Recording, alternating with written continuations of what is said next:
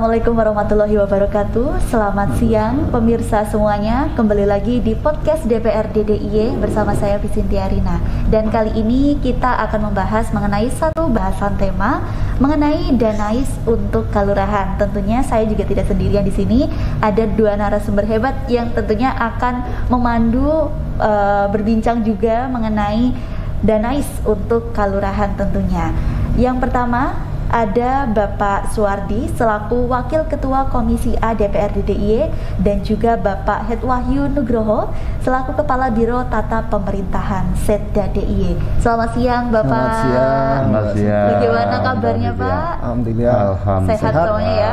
Sehat dan semangat tentunya. Sehat dan walafiat. Kita lagi ala-ala Jawa gitu ya. Kalau saya pakai batik, Bapak pakai sorjan gitu ya, karena memang bertepatan dengan Kemisai seperti itu ya. Baik, Bapak, kita akan membahas mengenai Danais untuk Kalurahan dan tentunya kita juga akan membahas mengupas tuntas seperti itu bagaimana untuk penggunaan dana keistimewaan ini di Kalurahan, apa saja peruntukannya, kita bahas bersama-sama pada siang hari ini tentunya. Baik, yang pertama kepada Bapak Wahyu terlebih dahulu selaku Kepala Biro Tata Pemerintahan Setda DIY. Nah, Pak Wahyu mohon bisa dijelaskan Pak seperti itu ketugasan dari Biro Tata Pemerintahan Setda DIY terkait dengan desa yang memang sekarang di DIY ini sudah berubah gitu menjadi nama Kalurahan. Monggo Pak. Terima kasih Mbak Sintia. Selamat siang Pak Wardi juga. Selamat siang Pak Wahyu.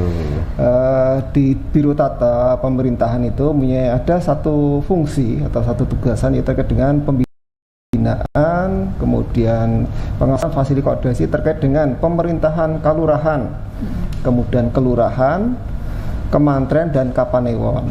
Jadi benar tadi Mbak Sintia, sekarang di DIY istilahnya itu dikembalikan, istilahnya bukan diganti ya, dikembalikan seperti dulu pernah diterapkan di daerah Jakarta. Jadi untuk kalurahan itu desa yang ada di kabupaten, kemudian kelurahan untuk tetap yang ada di kota, kemudian yang kapanewon itu untuk istilah kecamatan yang ada di kabupaten, kemudian kementerian itu untuk istilah kecamatan yang ada di kota.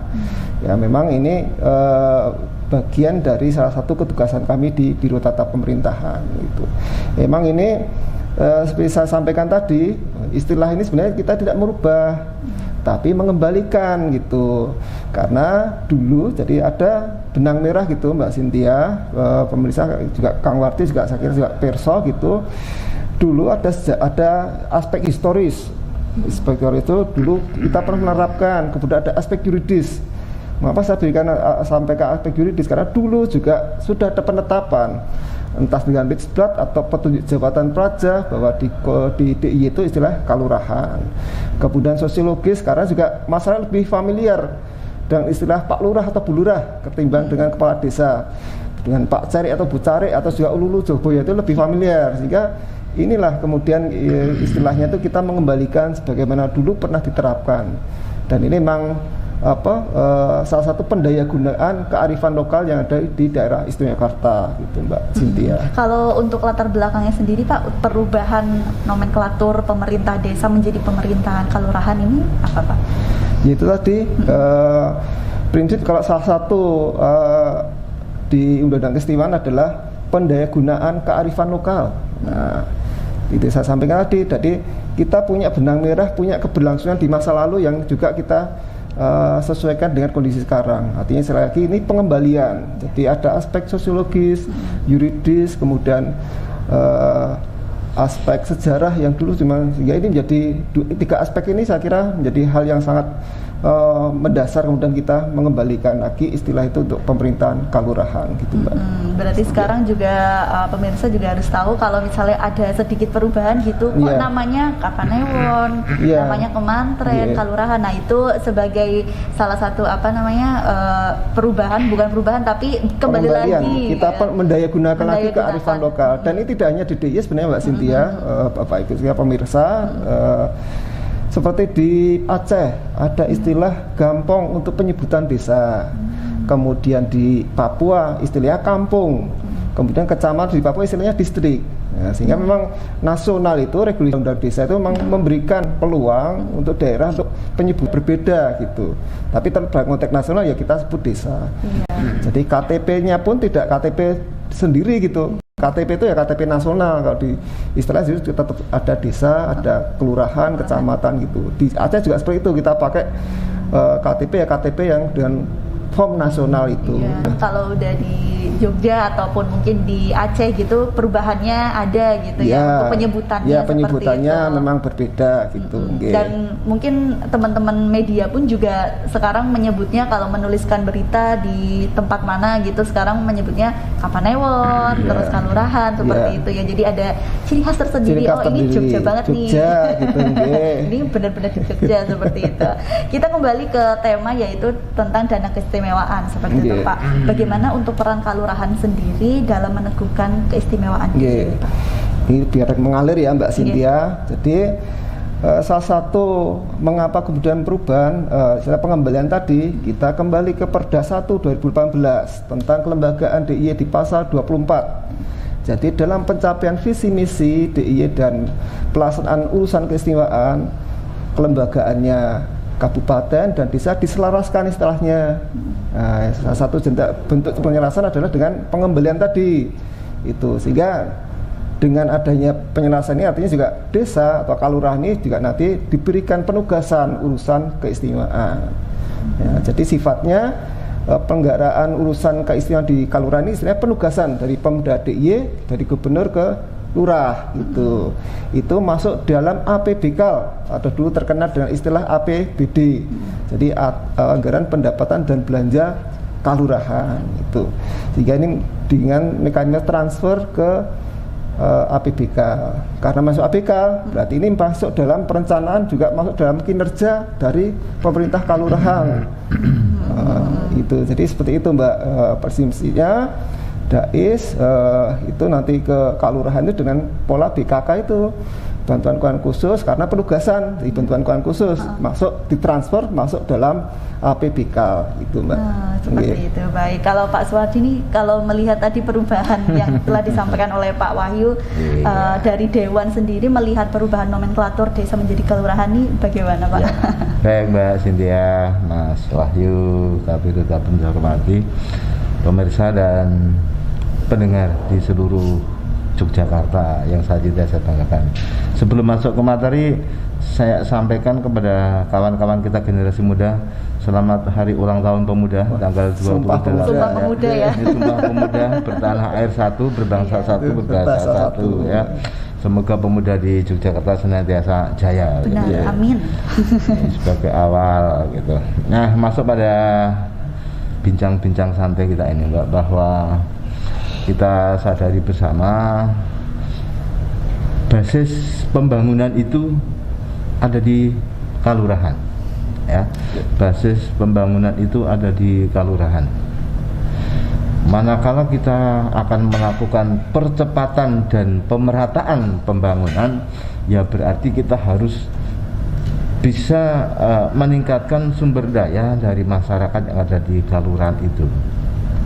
Kita sadari bareng bahwa subjek pembangunan itu sesungguhnya kan masyarakat. Jadi masyarakat juga sebagai subjek, sekalipun juga sebagai sasaran, sebagai objek dalam pembangunan, maka peran serta dari masyarakat ini benar-benar harus menjadi sebuah perhatian yang luar biasa untuk mengatasi ketimbangan dalam pelaksanaan pembangunan di negara kita, lebih khusus sekarang kita bicara di Yogyakarta.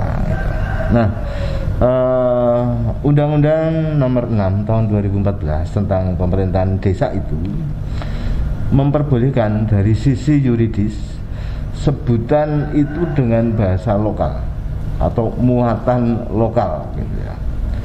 Sebelum negara kita ini merdeka, pemerintahan kalurahan itu sudah ada sejak zaman Kerajaan Jogja. Gitu ya Mas Wahyu ya. Sudah ada sejak Ngasto Dalem ke-9 Ngasto Pinangka Raja di Yogyakarta ini, di pemerintahan di tingkat bawah ini disebut kalurahan. Kula pelaku enggak?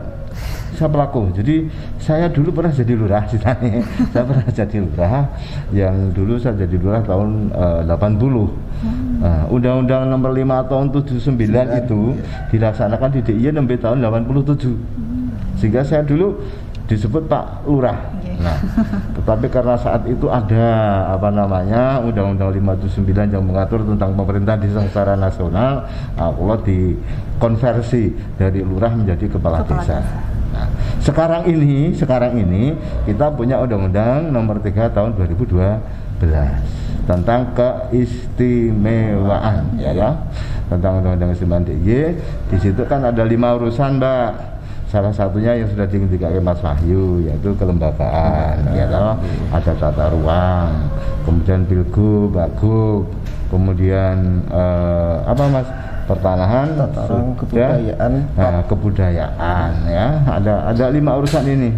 Nah, bicara tentang kelembagaan itu, maka dari sisi historis, sebutan yang ada di kelurahan, yang ada di kecamatan ini menjadi menggunakan bahasanya Yogyakarta. Kepala desa dari lurah. Pak Lurah itu punya sekdes kalau dulu, sekarang menjadi caleg itu. Punya keamanan, sekarang menjadi Jogoboyo. Gitu. Contoh-contohnya seperti itu yang perlu kita pahami bareng, dan ini kita sosialisasikan bareng-bareng di tengah masyarakat. Agar kemudian ada kebanggaan, ada sebuah kebanggaan bahwa kita warga Ngayogyakarta, kemudian bahasa-bahasa yang ada digunakan bahasa Jogja yang keberadaannya secara yuridis tadi diperbolehkan oleh undang-undang, di undang-undang, baik dalam undang-undang 614 untuk bicara pemerintahan desa, kemudian undang-undang 13 tahun 2012 tentang keistimewaan. Kurang lebihnya kan begitu yang menjadi latar belakang historis ataupun juga yuridis. Berarti penguatan atau perubahan tersebut ini juga menguatkan ya Pak ya, dari peran kelurahan dalam mendukung keistimewaan DIY. Iya. Jadi di situ adalah jelas kemudian kalau kita itu sudah bisa kembali dengan Undang-Undang 13 tahun 2012 yang mengatur tentang kelembagaan, biar kemudian masing-masing kita itu ada rasa tanggung jawab bareng ada rasa tanggung jawab bareng bahwa sesungguhnya kan Undang-Undang 13 ini bukan hadiah dari pusat, tetapi ini kan permintaan warga Ngayogyakarta Hadiningrat bahwa di saat itu kita tahu sebelum lahirnya Undang-Undang 13 tahun 2012 itu antara tokoh-tokoh masyarakat baik formal ataupun tokoh masyarakat non formal dari tingkat DIY sampai dengan di tingkat dusun pedukuhan itu sama-sama Mas Wahyu berdemonstrasi agar keberadaan Ngayogyakarta secara historis adalah Ngerso Dalem ini punya andil besar di dalam rangka pendirian Negara Kesatuan Republik Indonesia ini kan Ngerso Dalem ke-9 ini kan menyatakan Keraton Ngayogyakarta Hadiningrat beserta seluruh kawulanipun kan bergabung dengan Negara Kesatuan Republik Indonesia, dan itu kan dinyatakan diproklamirkan pada saat kita akan merdeka. Sementara kita kan tahu bahwa syarat untuk menjadi negara merdeka itu apa, Mbak? Kita omong-omong kita ngomong santai. Satu kan ada pemerintahan. Dulu kita ada pemerintahan belum di Indonesia? Ya Keraton Jogja, Mbak. Kita ada wilayah belum? Ya yang sudah diakui oleh dunia wilayah yang Ngayogyakarta Hadiningrat. Kita ada masyarakat nggak? Ya, Kawula Jogja ini adalah yang menjadi masyarakat. Kalau ini dinyatakan bergabung dalam Negara Kesatuan Republik Indonesia, inilah menjadi modal memenuhi syarat Indonesia untuk merdeka. Dunia harus mengakui. Kita bangga loh, kita bangga sebagai warga Jogja yang ternyata punya andil besar terhadap Negara Kesatuan Republik Indonesia itu. Oleh karenanya dengan historis itu, maka masyarakat Jogja secara totalitas yang prakarsai baik itu oleh tokoh formal ataupun tokoh non formal nyuwun kepada pemerintah pusat agar DIY dibuat daerah yang khusus itu menjadi daerah yang istimewa, maka keluarlah Undang-Undang 13 tahun 2012. Akhir setengah tahun Mbak, akhir setengah tahun ini baru 9 tahun kita menjadi DIY ini daerah yang istimewa itu. Itu Mbak. Cukup panjang ya untuk histori Jakarta dengan ciri khasnya juga seperti itu. Sekarang ini Mbak, kami Komisi A, saya tahu ada di Komisa. Kepala Biro Pemerintahan ini kan mitra kerjanya Komisi A nih, Pak Wahyu ini. Ada sebuah komitmen yang sudah kita padukan dalam rangka bersama-sama untuk melakukan fungsi kelembagaan, bahwa peraturan gubernur yang merupakan penjabaran terhadap penggunaan dana keistimewaan ini sekarang sudah lahir dengan Pergub 100 dan Pergub 100 2020 penugasan ya. Ini penugasan. Sekarang dana S ini sudah bisa langsung ditransfer ke kalurahan ya, sudah bisa ditransfer langsung ke kalurahan. Awal tadi kami matur pada Mbak Vita dan seluruh pemirsa itu bahwa masyarakat ini jangan merasa dirinya hanya sebagai objek pembangunan, tetapi masyarakat juga harus berperan penuh bahwa dirinya sesungguhnya sebagai subjek dan objek di dalam pembangunan. Garda terdepan di dalam rangka pelaksanaan pembangunan itu adalah ada pemerintahan kalurahan. Tidak ada pemerintahan yang lebih rendah lagi selain kalurahan itu. Ya, pemerintahan paling rendah adalah pemerintahan kalurahan. Maka kami bersama Kepala Biro Tata Pemerintahan ini punya sebuah semangat bagaimana kemudian agar wilayah kalurahan ini, tokoh-tokoh masyarakatnya ini, Pak Lurah, Bamuskal itu kalau kemarin BPD Mbak, Badan Permusyawaratan Desa itu sekarang jadi Badan Musyawarah Kalurahan itu, dengan kelembagaan yang baru itu, dengan tokoh-tokoh masyarakat yang tergabung di dalam lembaga kemasyarakatan. Kalau lembaga kemasyarakatan non struktural di dalam pemerintahan kalurahan seperti ada LPMD, sekarang LPMK, ada PKK, ada Karang Taruna, ada pemuda ya, tokoh agama dan sebagainya. Perlu bersama kemudian kita ajak kemudian punya frame, kemudian punya visi yang sama, bahwa sesungguhnya mereka semua itu sebagai orang-orang yang menjadi dambaan kita, dambaan masyarakat yang diwakilinya, masyarakat yang dipimpinnya, bagaimana agar ada percepatan pembangunan. Kita yakin kan bahwa sekarang kemiskinan di kita ya, semula sebelum COVID ini angka kita berkisar dari 11% ya, angka 11% itu, sehingga kami bersama teman-teman ini pernah menyusun sebuah peraturan daerah bagaimana menanggulangi kemiskinan yang ada di Yogyakarta itu. Karena kok apa sih sesungguhnya yang menjadi permasalahan Jogja ini, kemiskinannya masih tinggi begitu. Nah, satu langkah yang strategis antara lain kita bersama Biro Tata Pemerintahan ini ingin meningkatkan satu, sumber daya manusia dengan lembaga-lembaga yang ada di tingkat kelurahan, dan ini sudah kita lakukan ya Mas Wahyu ya. Di wilayah DIY ini peningkatan sumber daya bagaimana ya, dari mereka agar kemudian punya kemampuan untuk membuat sebuah perencanaan. Pak Lurah itu setelah dilantik itu sama dengan Ketua Dalem sebagai gubernur, harus Pak Lurah itu punya RPJMK, rencana pembangunan jangka menengah kalurahan. Masa jabatan lurah kan 6 tahun Pak, yaitu dalam 6 tahun ini kemudian akan berbuat apa untuk mewujudkan visi misinya, itu harus membuat RPJMK. Bupati juga membuat RPJ MD. Masuk dalam ini tahun 22 ini RPJMD-nya DIY ini pas terakhir ini. Tahun 2022 yang akan datang ini. Sehingga kita semua punya sebuah PR. Kita semua punya PR, punya sebuah tantangan bagaimana untuk bisa mewujudkan RPJMD ini. Nah, ini harapan kami ada sinkronisasi antara RPJMK-nya Pak Lurah itu, RPJMD-nya Bupati gitu, wali kota gitu, sama dengan gubernur gitu ya. Ada sinkronisasi sehingga perencanaan pembangunan ini akan bisa terpadu dilaksanakan bareng. Pembangunan ini secara terpadu dilaksanakan bareng. Peluang bagi kita, kalau tadi kan kami bicara tantangan ya. Peluang yang ada pada kita itu bahwa DIY lah yang punya kemudian namanya dana S. Ya, DIY lah yang punya dana S. Ini juga sebuah peluang yang bisa kita manfaatkan secara maksimal. Bagaimana Mas Lurah, Bu Lurah dengan seluruh jajaran di tingkat kelurahan ini kemudian mampu untuk membuat sebuah perencanaan dalam rangka menggunakan dana keistimewaan, karena gubernur juga bisa memberikan penugasan sehingga uang ini nanti bisa langsung di BKK-kan gitu ya, bantuan keuangan khusus. Jadi transfernya langsung ke Pemda DIY Mbak, langsung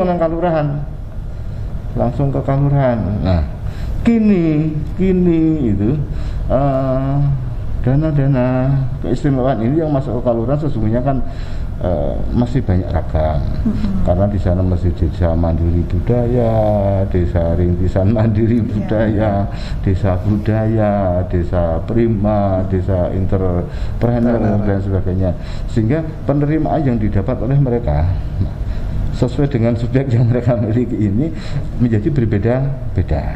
Nah, kita pengen bagaimana kelurahan itu kerjasama dengan Biro Tapem, kerjasama dengan Paniratio, dari Biro Tapem bagaimana kita siapkan SDM-nya gitu, kemudian dari Paniratio bagaimana perencanaan terhadap penggunaan dana S itu gitu, agar kemudian secara maksimal bisa kita berikan ke kelurahan. Otomatis ini bisa mengikis terhadap kemiskinan yang ada, bisa mengikis terhadap adanya ketimpangan ya, dan bisa mempercepat terhadap pelaksanaan pembangunan. Kira-kira kan gitu. Iya, benar. Ke Pak Wahyu lagi. Nah, ini kan terkait dengan dana keistimewaan yang memang diberikan langsung dari DIY, dari Pemda seperti itu, yang ditransfer langsung ke kelurahan. Kalau tidak salah, ini ada sekitar 390-an kelurahan nggih Pak, se-DIY nggih Pak.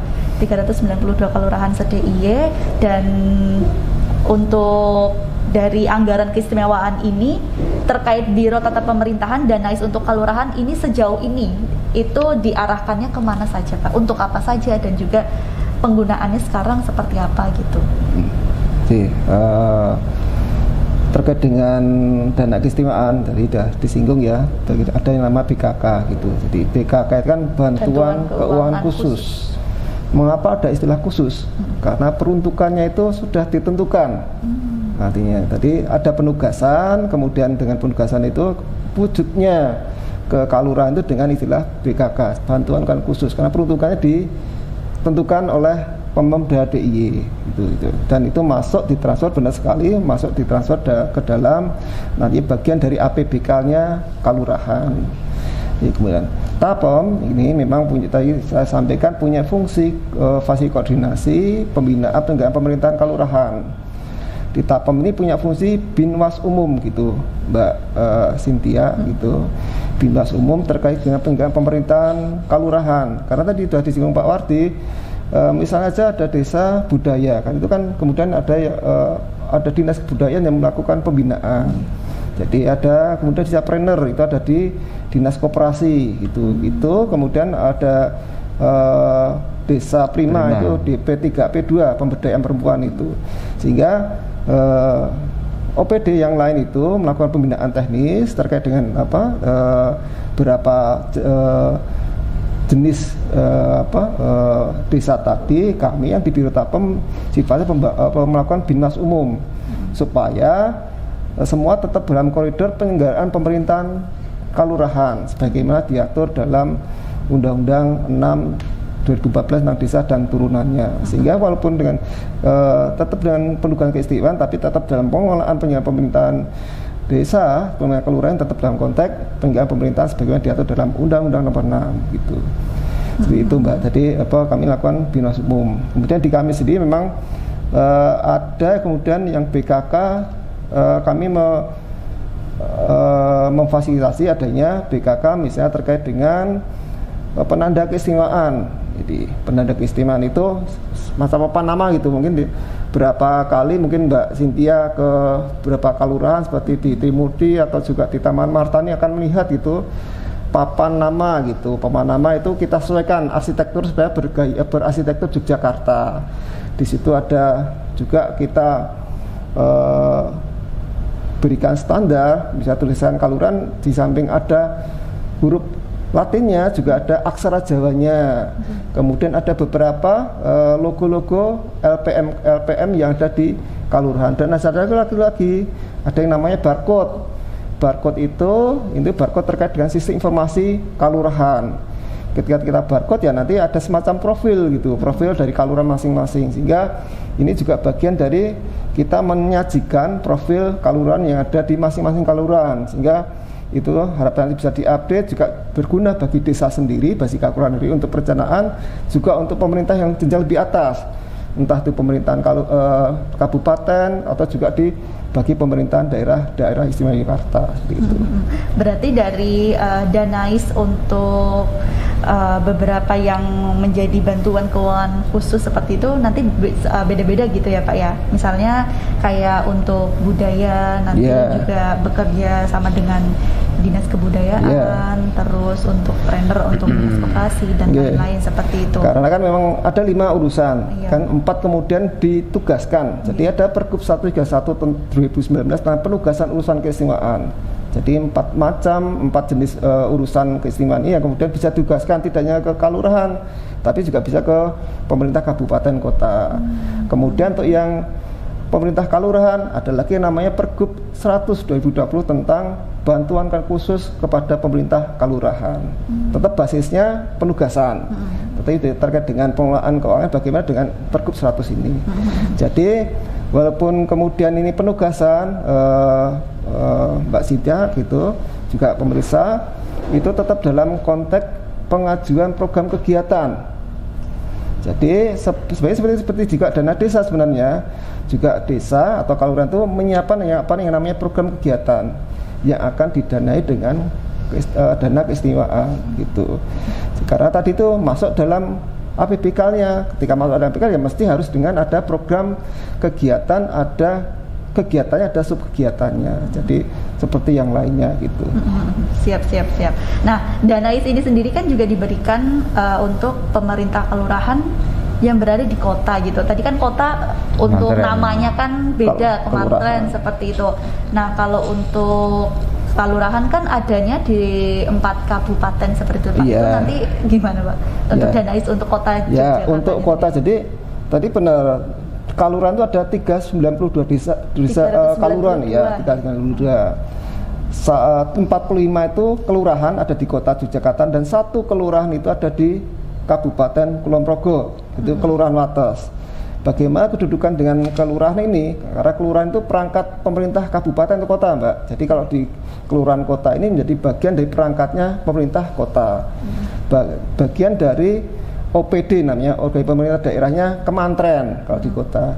Bagaimana dengan kelurahan? Karena kelurahan ini ya nanti bagian dari BKK-nya Pemda DIY masuk ke pemerintah kota Yogyakarta atau pemerintah kota pemerintah kabupaten Kulon Progo untuk yang di Wates umpama memang ada di itu. Jadi itu bagian dari BKK-nya pemerintah kota gitu. Jadi bagaimana ya bisa saja tetap nanti bisa melaksanakan urusan seperti saat ini gitu. Saya kira Pak Wadi juga perso jaga warga gitu. Jaga warga itu yang kemudian diampu oleh Satpol PP DIY dalam penanganan pandemi COVID itu, nanti akan ada bantuan sembako dan bantuan APD juga oksigen gitu nanti ke masing-masing jaga warga ini ada yang ada di kota ini kan masing-masing ada di masing-masing kelurahan tuh.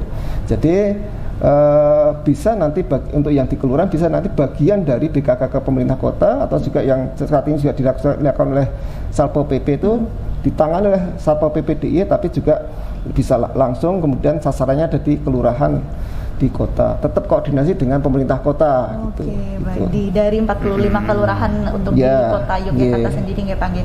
Nah, sejauh ini bagaimana untuk pembinaan dari Biro Tata Pemerintahan terhadap pemerintah kelurahan di 4 kabupaten dan juga pemerintahan kelurahan di kota Jogja khususnya dalam pemanfaatan Danais sendiri Pak?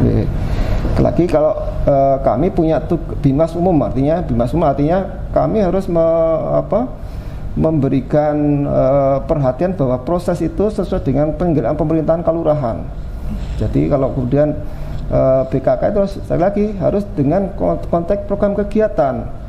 Pastikan bahwa proses perencanaan DAIS, BKK, perencanaan program DAIS itu masuk dalam perencanaan yang ada di kalurahan. Karena itu nanti ketika masuk APBK itu bagian dari kinerja kalurahan. Ini jangan kemudian sesuatu yang berbeda, enggak gitu. Ketika masuk dalam APBK, Bapak Ibu Lurah dan Pamong Kalurahan harus paham bahwa itu bagian dari kinerja Bapak Ibu Lurah dan Pamong yang harus dipertanggungjawabkan. Diperkirakan nanti di akhir pada saat berakhirnya tahun anggaran berjalan yang sudah dilakukan gitu. Sehingga lagi kami harus memastikan memahamkan bahwa DAIS itu tetap dalam konteks program kegiatan sejak di perencanaan sampai nanti di pelaporannya gitu Mbak Cynthia. Tadi kan sudah dijelaskan oleh Pak Wahyu ya, Pak Tuardi terkait dengan dana keistimewaan dari 4 kabupaten yang memang sudah disebut dengan kalurahan dan juga kalurahan yang memang ada di kota Yogyakarta. Kalurahan, seperti itu. Nah, kalau menurut Pak Wadri sendiri, danais untuk kalurahan ini untuk saat ini ya, dananya ini sebaiknya digunakan untuk apa sih Pak? Karena kan kita juga lagi berhadapan dengan situasi pandemi COVID-19 dan tentunya ada beberapa mungkin spare dari dana keistimewaan yang juga digunakan untuk pemulihan ekonomi bagi warga dalam situasi pandemi COVID saat ini Pak. Iya, Mbak, jadi bareng-bareng yang kita pahami ya. Saya biasa dipanggil Kang Warti, Pak. Jadi nggak usah biar orang formal banget lah gitu. Yang akrabnya ya. Ini gini Mbak, jadi Undang-Undang 14, Undang-Undang 6 tahun 2014, maaf, itu mengatur tentang pemerintahan desa. Dalam pengertian kita, Tengah Yogyakarta ini pemerintahan kalurahan, Pak. Kalurahan, kilo apa? Kemudian kalau di dalam kota, wali kota itu di sana punya kemanteran, banyak Pak Menteri ya. Nah, yang ada di kelurahan, kelurahan ini wilayah administratif Mbak. Jadi ini bukan pemerintahan yang terendah seperti yang ada di Undang-Undang 6 tahun 2014. Itu ya, itu tolong kita bedakan. Nah, di sini kita tetap berharap, saya orang Bantul, Kang Wardi ini lari Bantul, itu tetap meminta kepada pemerintah daerah istimewa Yogyakarta bicara danais itu agar juga untuk kalurahan dan untuk kelurahan ya, untuk kalurahan dan untuk kelurahan. Walaupun secara administrasi dalam pertanggungjawaban administrasi keuangannya itu berbeda karena kalau di kelurahan ini bisa langsung karena itu pemerintahan, kalau di kelurahan masih lewat OPD yang ada di kemanteran gitu ya, atau ada di wali kota itu. Ini sisi bedanya. Nah, kemudian untuk apa ya baiknya uang danais yang ke kelurahan atau kalurahan itu? Tadi yang disampaikan baru sebuah contoh yang sudah dilakukan yang untuk penanganan COVID ya, yang untuk penanganan COVID. Tetapi ini memang pertama kali komitmen yang kita bangun bersama Pak Birutapem bersama Pak Panji Hartio ini pertama kali kalurahan itu mendapatkan transfer danais itu ya pada saat kita menangani COVID itu. Ini baru pertama kali. Jadi pertama aku memandangmu gitu ya. Pertama kali ini, baru pertama kali. Oleh karenanya di dalam pelaksanaannya kita masih membutuhkan tadi ya Mbak, bahwa membutuhkan untuk apa kemudian anggaran itu ya sesuai dengan kebutuhan dalam rangka penanganan COVID. Sesuai dengan kebutuhan. Mungkin ono sing dienggo mundut oksigen. Mungkin kemarin ada yang untuk mensupport kegiatan isolter ya. Mungkin ada yang digunakan untuk kegiatan pengadaan APD, tetapi jenis dan jumlah adalah disesuaikan. Kita berikan pada sebuah kebijakan pada kalurahan ataupun kelurahan itu sendiri menentukan apa yang menjadi kebutuhanmu agar COVID ini bisa diatasi dalam penanggulangannya, sehingga bersama-sama. Kalau kita melihat sebarannya Mbak, sing kena COVID niku tanggal 26 wingi wonten 32 ngayu Jakarta itu masih ada 32. Tanggal 17 wingi niku wonten 17. Ini kuantum 17. Artinya COVID ini masih terjadi, masih terjadi di DIY, masih membutuhkan kesungguhan kita bersama dalam rangka untuk menanggulangi, mencegah gitu adanya COVID dengan antara lain melakukan disiplin protokol kesehatan gitu ya. Dan kami bersyukur mengucapkan terima kasih pada TNI, pada Polri, pada seluruh elemen masyarakat yang bersatu padu untuk menanggulangi dan menangani terhadap adanya COVID ini ya. Tidak bisa kami sebut satu persatu, baik dari dinas kesehatan dan lain sebagainya. Nah, kembali di situ Mbak. Mas Wahyu ini juga kemarin mendapatkan sebuah kepercayaan dari kita itu penggunaan dana ACE itu untuk vaksinasi Mas ya. Untuk vaksinasi, percepatan vaksinasi. Jadi vaksinasi Mas Wahyu yang melaksanakan begitu kerjasama dengan pemerintah kelurahan. Vaksinnya kan dari pemerintah pusat. Mungkin kerjasama dengan TNI atau berapa. Kalau tidak salah kemarin 25.000 sasaran. Satu kali vaksin 25.000 sasaran gitu kan cukup banyak itu. Ini dalam rangka kita menggunakan dana ACE itu. Nah, di sini berarti ada ruang fleksibilitas ya Mbak ya. Fleksibilitas bahwa dana ACE ini kemudian memang itu petunjuk baru yang kita terima dari Permenq ya, karena terjadinya bencana non alam ini. Nah, selanjutnya Mbak yang kita harapkan itu tadi masyarakat kelurahan, Pak Lurah, lembaga desa seperti Bamuskal, kemudian lembaga kemasyarakatan seperti LPMK, PKK, Pemuda dan lain sebagainya ini mampu membuat sebuah perencanaan. Kini Fani Radio sudah memberikan ruang. Dana ACE bisa untuk padat karya enggak? Dana ACE bisa untuk padat karya. Ya. Ini sudah memberi ruang. Ya. Dan kemarin kan belum. Pelaksanaan padat karya menggunakan dana ACE itu baru dimulai tahun 2021 ini. Baru tahun ini ya Pak ya? Untuk padat karya itu. Nah, kita harapkan karena kemarin padat karya yang diberikan dengan dana ACE ini masih keterpaduan dengan jiwa semangat gotong royong masyarakat. Jadi ibaratkan begini, masyarakat akan membangun sekolah PAUD itu satu misal, sudah punya materialnya, kemudian dana ACE itu mensupport untuk membayar tenaganya gitu, sehingga nilainya masih sekitar 50-an juta. Ini yang dilaksanakan di tahun 2021 ini.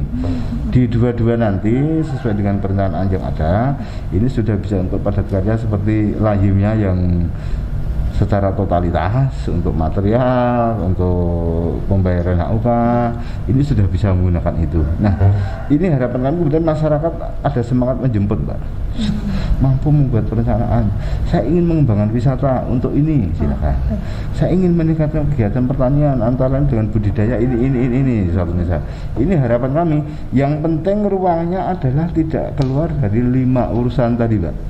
5 urusan yang bisa dibiayai dengan urusan keistimewaan gitu ya. Ini induknya adalah itu. Gitu ya Mas Wahyu ya. Disempurnakan kalau ada kurangnya Mas Wahyu. Ditambahkan mungkin dari Pak Wahyu sendiri. Jadi sebenarnya memang tadi benar sampaikan Kang Wardi ya, biar akrab Kang Wardi ya. Saya juga nih Pak manggilnya Kang Wardi. Oke, beda ya pemirsa ini karena saya agak alih ke Kang Wardi jadinya. Memang sebenarnya dana keistimewaan kan sudah ditentukan, namanya ada penugasan 4 urusan yang ditugaskan. Cuman kemudian dalam perjalanan ketika pandemi COVID ini begitu memuncaknya di kemarin di Juli Agustus ya.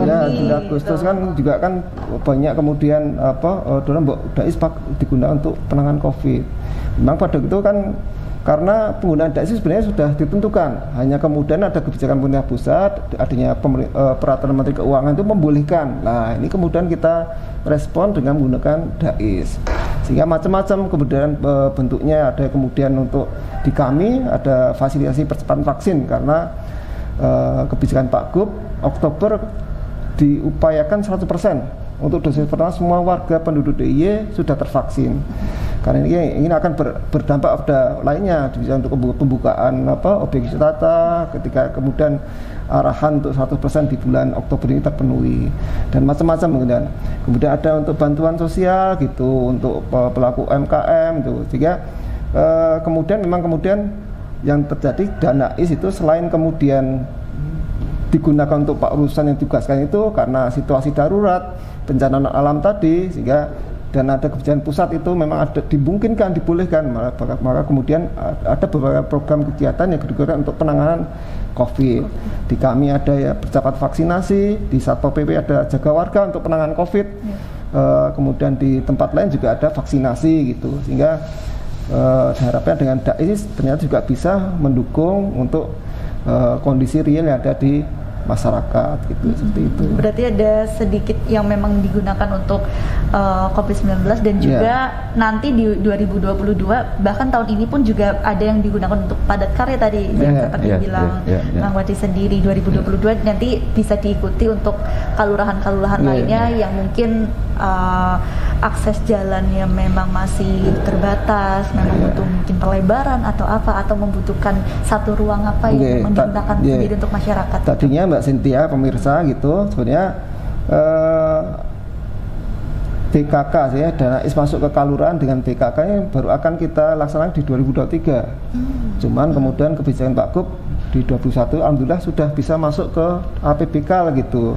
Jadi tadi ada desa budaya, kemudian desa bener itu juga sudah sebenarnya sudah masuk dalam BKK yang masuk dalam APBK.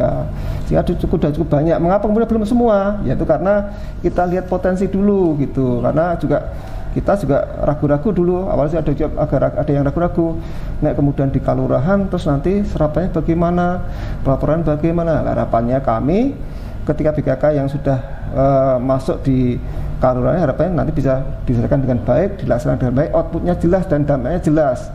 Apalagi memang ada trigger tadi sampaikan Kang Wardi, ada pandemi, ada BKK. Sekarang semua kalurahan itu ada BKK karena terkait dengan penanganan COVID, itu ada jaga warga, hampir semua ada BKK yang masuk ke kalurahan, sehingga ya sudah semua sekarang yang dulu kita mau, karena ada trigger pandemi COVID ini, kemudian BKK di tahun ini pun sudah masuk ke semua kalurahan gitu.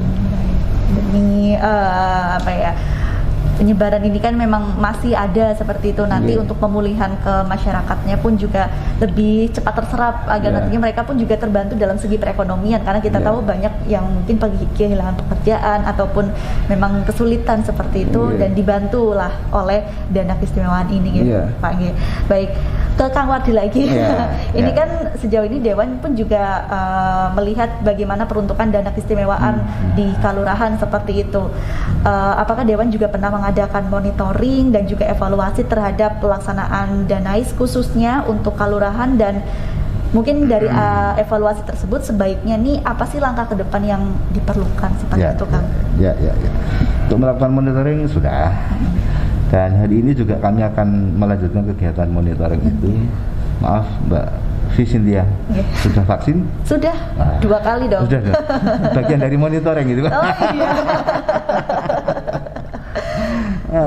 Jadi sudah maka tadi kami sampaikan pada forum yang sangat berbahagia ini bahwa kita berharap dana is ini bisa menunjang terhadap semua aktivitas sesuai dengan era yang ada. Sekarang zamannya zaman global, sekarang zamannya zaman global. Masyarakat ini sekarang sudah menggunakan IT di dalam rangka melaksanakan aktivitas untuk kebutuhan apapun. Mas Wahyu ini mungkin sekarang tidak ada kalurahan yang tidak punya Pak? Wifi. Ya, semua kalurahan itu pasti sudah ada itu gitu. Ya, karena apa? Karena memang ini sudah menjadikan tuntutan. Masyarakat menuntut kepada pemerintah sebagai pelayan publik ini agar kemudian bisa meningkatkan pelayanannya dengan lebih cepat, lebih baik gitu, lebih cepat, lebih baik, dan ini agar menjadi target dari pemerintah daerah. Dalam semua urusan ini bisa memberikan pelayanan yang baik, sehingga indeks kepuasan masyarakat terhadap pelayanan yang diberikan oleh pemerintah ini agar bisa mencapai peningkatan gitu ya, agar mencapai peningkatan. Nah, oleh karenanya kami berharap dana S ini jangan dirasakan sebagai dana yang hadiah untuk masyarakat yang tanpa sebuah proses, ini jangan. Karena ini harus diawali dengan perencanaan yang sangat baik. Bahkan di dalam rangka penggunaan dana AS ini perencanaannya beda dengan dana yang umum, Mbak. Karena ini dana yang istimewa. Ada perbedaan juga dengan dana desa nih, Pak? Ya, ada perbedaan juga dengan dana desa. Perencanaannya kan kalau dana AS ini H-2, Mbak. Ya Mas Wahyu ya? Ya. H-2. Kalau lainnya kan kita H-1 gitu ya, H-1. Jadi kalau hari ini kita membuat perencanaan tentang dana AS itu, ini kan tahun 21 ya itu. Berarti untuk tahun 23 ya Mas Wahyu ya? Untuk 23. Kalau untuk APBD yang reguler gitu ya, yang dananya kita terima dari APBN, ini kan tahunan Mbak, H-1 ya. Sekarang ini minggu depan itu atau bulan depan ini kan kita sudah harus mulai menyusun pokok-pokok pikiran Dewan yang kemudian dimasuk ke dalam RKPD yang akhirnya harus ditindaklanjuti pada KUA untuk menyusun anggaran tahun 2023, karena kan ini kita sudah akhir Oktober ya Mbak ya. Jadi 3 bulan lagi kita sudah masuk di 22 kan. Nah 3 bulan lagi ini kita sudah membuat perencanaan anggaran untuk tahun 2023. Nah satu kelonggaran yang memang kita punya, kita bersyukur bahwa penggunaan dana AS ini setiap triwulan ada sebuah perencanaan. Jikalau ada terjadi sebuah perubahan, ada mekanisme yang bisa dilakukan gitu ya. Nah di sini sehingga harapan kami memang bisa lebih bisa memadukan antara kebutuhan yang bisa dibiayai dengan dana AS itu apa, yang sasarnya kepada masyarakat, kemudian ada kebutuhan masyarakat yang harus didanai dengan dana reguler. Ini harapan kami menjadi terpadu, tidak terjadi sebuah ego sektoral yang tidak mempercepat pelaksanaan pembangunan. Ini harapan kami begitu saja. Di dalam hal ini memang kita selalu harus kemudian ada komunikasi yang intens, karena memang begini Mbak. Saya kemarin ngomong sama Pani Radio itu ngomong begini tuh, Kang, kesulitanku itu gini loh, bahwa apa yang jadi perencanaanmu ini masih harus dievaluasi oleh Permenkeu, oleh Kementerian Keuangan, Ini dana singgungan ini untuk apa ora kuwi. Dan itu mempengaruhi di dalam, kemudian setelah itu entok Mbak, mempengaruhi apa yang kamu akan lakukan di triwulan ini. Jika pelaksanaannya itu bisa sesuai dengan target, akan berakibat untuk penerimaan dana yang triwulan kedua. Nah, nanti penerimaannya pada triwulan pelaksanaan di triwulan pertama itu rendah serapannya itu akan berdampak pada penerimaan triwulan kedua yang menjadi berkurang gitu loh. Nah, di sini ini sehingga perlu sebuah kesiapan kita bareng. Maka kami mendorong kepada pemerintah daerah ini agar di dalam rangka kita membuat perencanaan, scheduling terhadap kegiatan-kegiatan ini benar-benar dimaksimalkan agar pemerintah sampai kabupaten, kelurahan ini siap bahwa mekanisme dana AS itu kayak ini gitu, agar siap. Maka kami bersama Biro Tapem ini terus Mbak ini melakukan kegiatan dalam rangka mendorong peningkatan SDM yang ada di kelurahan. Kami terus ini sampai kemudian kapan Kang Wardi, sampai kapan? Engkau pemerintah itu sudah benar-benar bisa melaksanakan sesuai dengan garis-garis yang ditentukan. Nah ini baru selesai. Tapi apakah bisa selesai? Semoga bisa selesai, karena kan ini juga ada regenerasi Mbak. Bayangin Mbak, Mas Wahyu, pemilihan lurah di tahun ini ada berapa kelurahan ini di DIY? Banyak kan? Di luar Bantul sudah kemarin dan besok di 22. Tapi Gunung Kidul, Sleman, Kulon Progo ini sedang diadakan pemilihan lurah.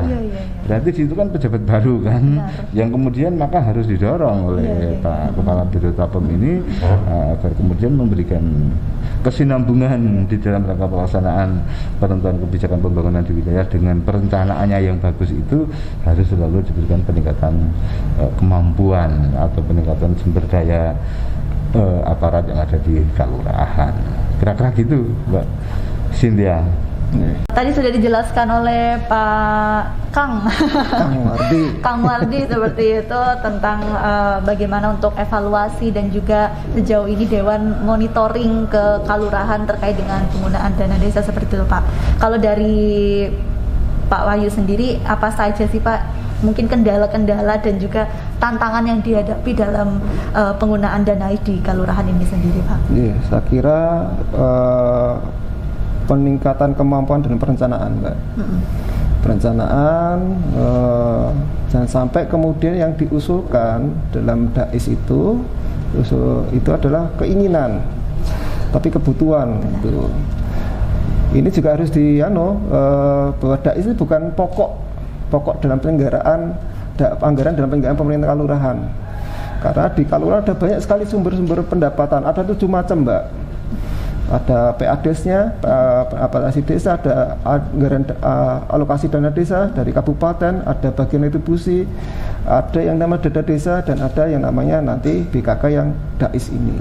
Sehingga ini sebenarnya hanya sebagai stimulan dari pelengkap. Sehingga sekali lagi pada kalurahan itu harus dimulai bisa membedakan mana yang kemudian harus dibayar dengan APBDes-nya, dengan PADES-nya, mana yang dibayar dengan alokasi dana desa, mana yang dengan dana desa, mana yang didanai akan didanai dengan dana keistimewaan. Sehingga proses perencanaan ini menjadi penting.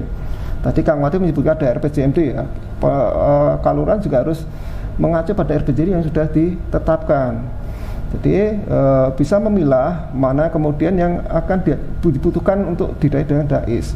Dan jangan lupa partisipasi publik yang ada di kalurahan itu dikuatkan gitu, dioptimalkan. Jangan sampai itu hanya bagian bukan menjadi kebutuhan publik. Kemudian selanjutnya yang perlu juga diperhatikan mengikuti proses perencanaan yang ada di desa. Kan ada musren bangkal, kemudian ada penyusunan RKP-kalnya, ada penyusunan ABDD, monggo itu diikuti alurnya itu gitu. Dana desa itu N+2 itu saya kira itu juga akan memberi hal yang baik bagi kalurahan, karena akan menyiapkan perencanaan yang lebih baik gitu, lebih baik dan lebih matang kemudian ketika nanti mengusulkan program kegiatan yang akan didanai dengan dana keistimewaan gitu, Mbak. Baik, Pak Wahyu, ini ada perbedaan nggak sih Pak dari alokasi Danais dan juga dana desa yang memang diterima untuk kalurahan di DIY sendiri, Pak? Yeah. Jadi kalau bedanya, kalau dana desa ini kan sumbernya APBN ini. Sebenarnya Dais juga sama dengan APBN, hanya kemudian lewat Pemda DIY dulu gitu. Untuk yang Danais itu tentu saja di 4 penugasan tadi. Pertanahan, tata ruang, kebudayaan, kelembagaan. Untuk yang dana desa itu nanti ditetapkan tiap tahunnya oleh Kementerian Desa. Sehingga ini juga perbedaannya gitu.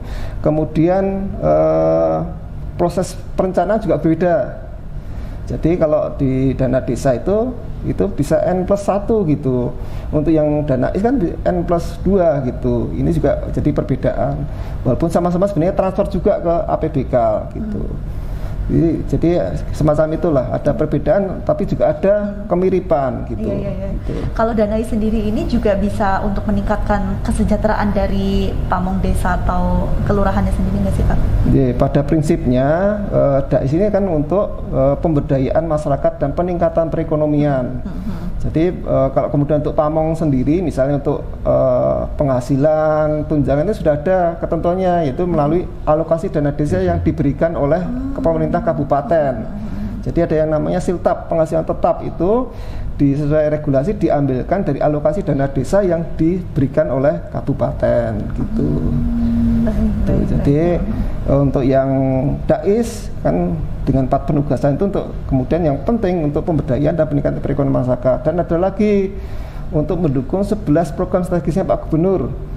Antara lain tadi itu ada desa mandiri budaya, kemudian terkait dengan desa prima, kemudian ada trainer, kemudian nilai-nilai kejakartaan gitu. Jadi padat karya istimewa itu juga bagian dari kebijakan Pak Gubernur gitu. Oke, baik. Berarti banyak sekali ya untuk Danais ini, benar-benar memang harus digunakan di kalurahan dan harus habis juga nggih Pak? Harus habis pokoknya setiap dioptimalkan tahun gitu. Istilah dioptimalkan gitu supaya juga efek tidak hanya kemudian keluaran yang harus dicapai tapi juga dampak. Dampaknya ketika ada padat karya istimewa, ya dampaknya nanti mobilitas penduduk, kemudian mobilitas barang, jasa itu juga lebih lancar lagi. Kemudian untuk peningkatan perekonomian, misal tadi disebutkan Kang Wadi di objek wisata. Artinya dengan daripada karya istimewa kita mengeraskan jalan, adanya mobilitas terjadi, mobilitas barang jasa terjadi, artinya juga itu jadi daya ungkit untuk perekonomian yang ada di kelurahan. Dan harus dirasakan juga untuk masyarakat. Iya, itu yang penting. Ya. Baik, ini terakhir closing statement dari Kang Wadi dan juga Pak Wahyu sendiri. Apa nantinya harapan kedepannya terkait dengan dana keistimewaan untuk kelurahan, terutama untuk 2022 nanti fokusnya kemana saja, dan mungkin dari Kang Wadi juga apakah Pemda DIY juga perlu memberikan pendampingan juga ini bagi kelurahan agar tidak timbul permasalahan hukum terkait dengan dana keistimewaan. Monggo dari Pak Wahyu terlebih dahulu. Ini tahun ini kan tahun pertama gitu, tanpa BKK itu masuk ke ABBK. Harapannya ini bisa benar-benar dioptimalkan, jadi bisa serapannya juga bisa terserap dengan baik, artinya memang bisa syukur bisa 100%, mendekati 100%, kemudian efek atau dampaknya bisa dirasakan. Karena ini ketika pertama kali kan kemudian akan mempengaruhi gitu, mereka kebijakan nanti tahun kedua harus begini gitu, sehingga kami harap Bapak Ibu Lurah dan Pamong gunakan momentum ini pelaksanaan sebaik mungkin gitu. Syukur-syukur sudah bisa menyajikan dampaknya atau outcome-nya itu, manfaatnya adanya di BKK Dais yang ada di kelurahan. Nanti harapan kedua-dua, nanti harapan nanti semua kelurahan itu ke depan bisa kemudian mengakses dana IS sesuai dengan kebutuhan yang ada di masing-masing kelurahan gitu. Karena saya yakin masing-masing punya kebutuhan yang berbeda-beda gitu. Sekali lagi ini menjadi harapan kami, ini menjadi stimulan adanya peningkatan perekonomian, syukur dalam pengembalian dampak dari pandemi itu bisa juga ada kontribusi dari dana desa gitu. Demikian Mbak. Oke. Yeah. Kang Wadi sendiri. Ya. Jadi kami berharap itu bahwa dana IS ini berbasis kelurahan. Dana IS ini berbasis kelurahan. Maaf ya, kelurahan termasuk di dalamnya kelurahan ya. Jadi yang sehingga pemerintah kelurahan dan kelurahan yang ada di kota dengan dibantu kementerian ataupun dari wali kota begitu, agar kemudian mampu membuat sebuah perencanaan yang baik, sehingga progres BKK dana IS ke kelurahan ini dari tahun ke tahun, harapan kami karena tadi basisnya itu kami berharap di kelurahan ini nominalnya juga akan bertambah, jenis kegiatannya juga akan menjadi lengkap dalam rangka untuk mewujudkan apa yang menjadi 4 urusan di dalam pelaksanaan Undang-Undang 13 tahun 2012 atau urusan keistimewaan itu.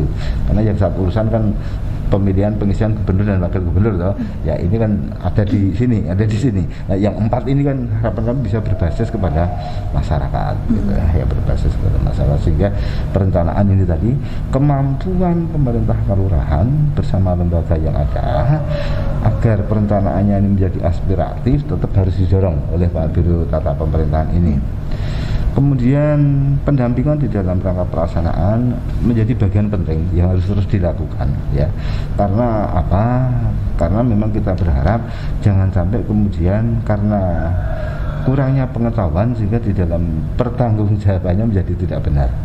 Ini jangan sampai terjadi, dan selama ini sepertinya kalau tentang dana IS juga masih clean ya, tidak ada permasalahan pelaksanaan, dan ini agar terus bisa dipertahankan. Pak Gubernur, kemudian OPD yang bertanggung tentang penggunaan dana IS ini juga agar lebih mengembangkan sayap di wilayah Yogyakarta ini agar kemudian pelaksanaan penggunaan dana ini tetap bisa aspiratif gitu. Ya aspiratif, sehingga dana IS bisa menjadi bagian dalam rangka untuk mengurangi terjadinya ketimpangan, terjadinya kurang pemerataan dalam pelaksanaan pembangunan di Yogyakarta. Saya kira gitu Mbak yang perlu kami Iya, sampaikan. nantinya untuk angka kemiskinan juga yang tadi masih 11% Itulah, ya Pak ya. ya, Bisa turun gitu ya, bisa ditekan dengan keberadaan dana ini, terutama untuk kesejahteraan masyarakat, dan juga sudah dilebarkan juga nih peruntukannya oleh Pemda DIY untuk peruntukan dana ini sendiri. Peran generasi muda Mbak. Ini penting mumpung ini juga Sumpah Muda ini secara komposisi umur yang ada di itu hampir semua 50% lebih itu adalah generasi milenial.